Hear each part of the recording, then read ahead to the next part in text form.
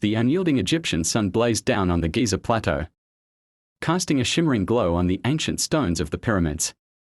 For the Miller family from suburban Ohio, this moment was the realization of a lifelong dream, a journey to a land rich with mystery and ancient power. Poma, the adventurous matriarch whose spirit defied her 50 years, was practically buzzing with excitement. Her husband, Langa, a practical engineer, shared in the thrill, though his enthusiasm came out in a more subdued, scholarly way. Their kids, Shizi, an aspiring photographer with a keen artistic eye, and Junaid, the youngest, a tech-savvy teen who preferred gaming consoles to ancient ruins, were equally caught up in the awe of their surroundings. They had spent days wandering through Luxor, Aswan, and the Valley of the Kings, diving deep into Egypt's rich history. But the pyramids, those towering guardians of a lost era, held a unique charm. Today, they were finally standing before them. "Can you believe this?"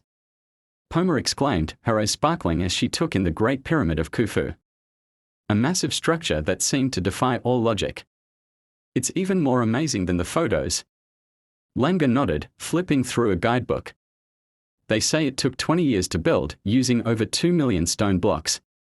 The precision is mind-blowing." Shiza, already capturing the moment with her high-end camera, added, "Just think of the stories these walls could share." Junaid, however, was more fascinated by the sheer size than the history. "It's just a giant rock pile, Mom. A really, really big one." Poma playfully nudged him. "It's way more than just a rock pile, Junaid. It's a testament to human creativity and belief."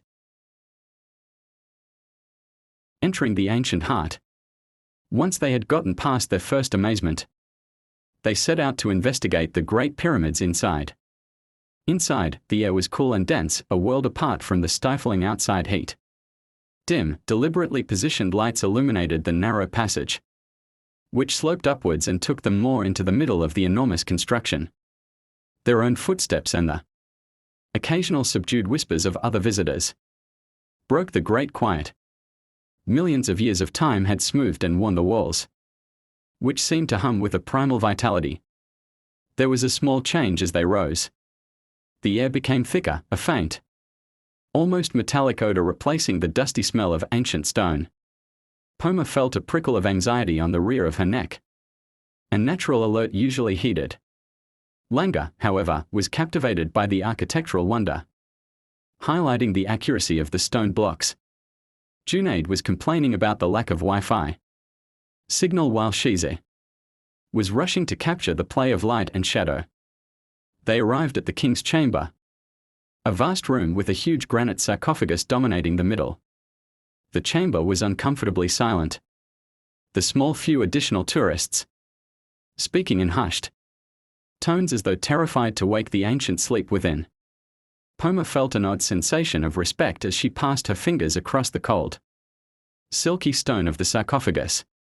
Shiza murmured, barely audible, "Imagine being buried here forever." "Ever the pragmatist," Junaid chimed in, "seems like a lot of work just to get buried."